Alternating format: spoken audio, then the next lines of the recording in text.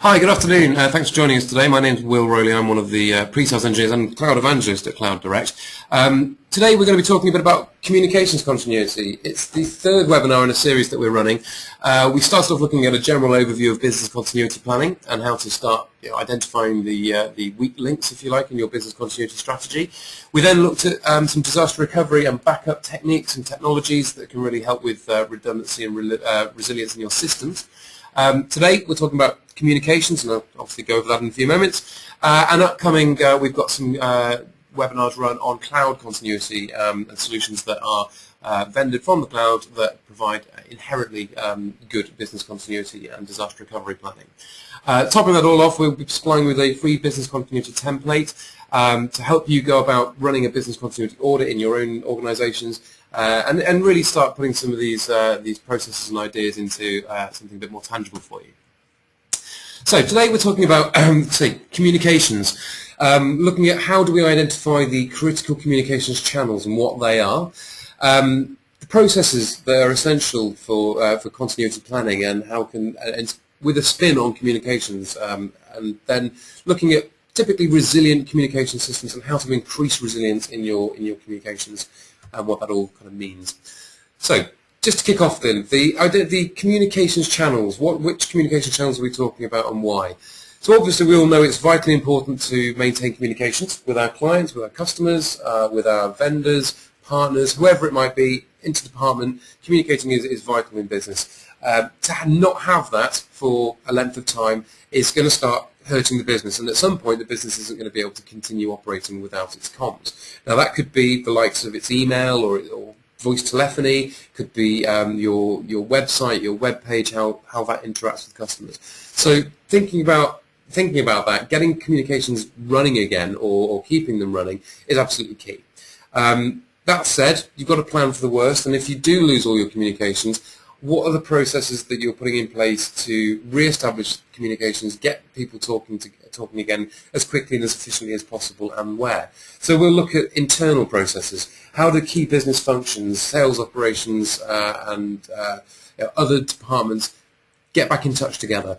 And then externally, how do you plan for lack of communication with your suppliers and your supply chain, with your key accounts? What happens in that instance, and even the likes of the emergency services and coordinating in disaster. How do you manage your communications? So, if we look at some of the processes that we can start identifying, in the first instance, we look at how do you reconnect? How do you carry on talking to somebody, or how do you get that line of communication back again? And this is where we start thinking business continuity planning terms of predefined processes, go-to documents, and a set of responsibilities and roles within the business continuity planning structure that determines who speaks to who and when. And that's vital when we're looking at coordinating the recovery. We've talked in previous sessions about having a business continuity planning team or a management team where you've got key stakeholders from the business in various functions that will adopt roles and responsibilities to get people talking in the right way and being most efficient and getting that communication channel back up again as quickly as possible. Your critical communication paths, again, I touched on this a moment ago, but we're talking about if you're a business that absolutely thrives on e-commerce, then one of your main communication paths is going to be your web page. How do you access your web page? How do you update customers and let them know if there's an issue or a service delivery issue because of a disaster? So identifying and then planning for that.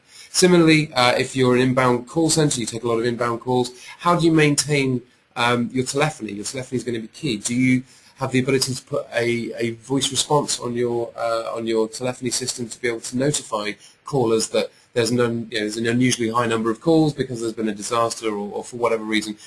Being able to communicate that gives an element of professionalism. It really puts you in control of the disaster in the client's eyes.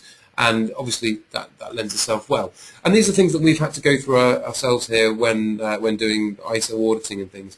As a business continuity provider or a provider of services that typically people come to us because they need to increase their resilience, it's vital that we're in control of our business communications, and that if we did lose communications, we can carry on speaking to our customers and we can carry on maintaining that air of professionalism. So if we look at how we can build some more resilience into your communication strategies, we look at things like, we call them always-on communications. So the things like telephony. It's expected of us. We're a 24/7, 365 support desk. We have to have telephony available all the time. Email, similarly, we need to make sure that we've always got access to our email, that if we were going through a particular problem that we needed to make sure that email is still addressed, that we can still answer people's queries. So how do we build in email continuity? Similarly, our web presence, we've got to make sure that if we've got our website up, we've got to be able to alert people to any problems, and this all really fundamentally relies on our connectivity. So if we start off looking at telephony, we can start by thinking about maybe voice over IP telephony. It's becoming a much more popular option these days. It means you don't have a PBX in your environment, in your building, in your office. It can be put into a data center effectively, or you have a virtual one in a data center, which means you can still route your calls if you lose your ISDN lines or your connectivity or your power, or for whatever reason. You can still field telephone calls. So you can still put voice response messages up there to notify clients of what's going on.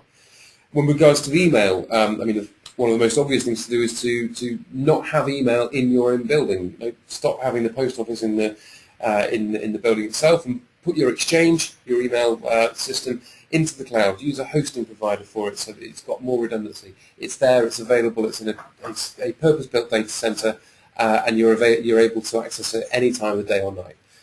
Web presence, again, look at hosting centers. They're much better, much more resilient and designed for keeping connection to your web pages. It means that then, as long as you can get an internet connection, you can update your websites and you can work from anywhere.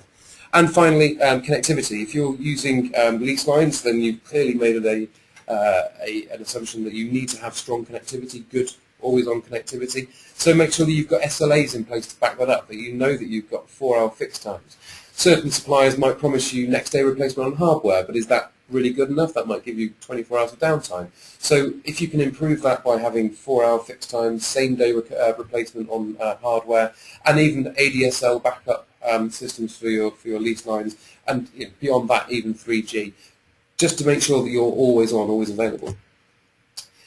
So that's a bit about communications. Hopefully we've covered off a few things, or at least got you thinking about how you can possibly build in some more resilience in your communication strategy. We're going to be touching on some of the cloud solutions that are out there that help with business continuity next week.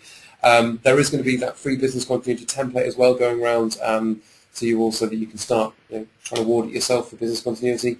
And we're happy to talk you through any of those solutions that are on there. So that's about it from me today. If you've got any more questions, then please do get in touch with us on the numbers on screen. And yeah, that's about it. Thank you very much for your time today. Look forward to speaking to you soon. Thank you.